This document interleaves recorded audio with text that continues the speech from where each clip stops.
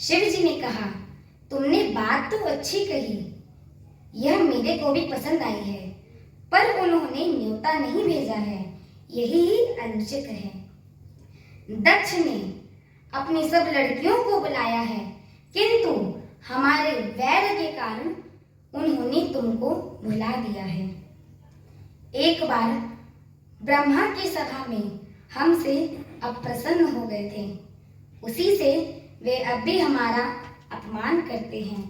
हे भवानी, जो तुम बिना बुलाए जाओगी तो न स्नेह ही रहेगा और न मान मर्यादा ही रहेगी।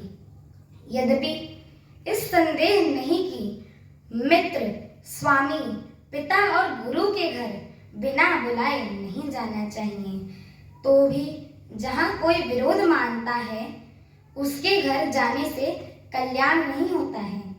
शिव जी ने बहुत प्रकार से समझाया, पर होनहारवश सती के हृदय में बोध नहीं हुआ।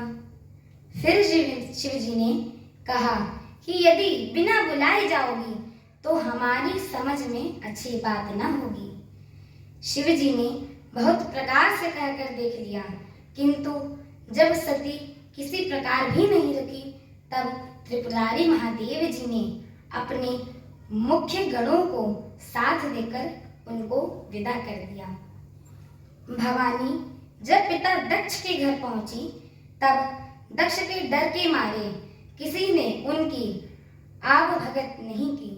केवल एक माता भले ही आदर से मिली, बहिनें बहुत मुस्कुराती हुई मिली। दक्ष ने तो उनकी कुछ कुशलता नहीं पूछी। सती जी को देखकर उल्टे उनके सारे अंग जल उठे। तब सती ने जाकर यज्ञ देखा तो वहां कहीं शिवजी का भाग दिखाई ही नहीं दिया। तब शिवजी ने जो कहा था उनकी समझ में आया। स्वामी का अपमान समझकर सती का हृदय जल उठा।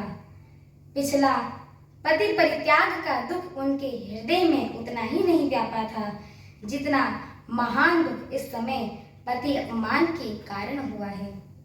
यद्यपि जगत में अनेक प्रकार के दारुण दुख है, तथापि जाति अपमान सबसे बढ़कर कठिन है। यह समझकर सती जी को बड़ा क्रोध हो आया। माता ने उन्हें बहुत प्रकार से समझाया बुझाया, परंतु उनसे शिवजी का अपमान सहा नहीं गया। इसी से उनके हृदय में कुछ भी प्रबोध नहीं हुआ। तब वे सारी सभा को हठपूर्वक डांटकर क्रोध भरे वचन बोली।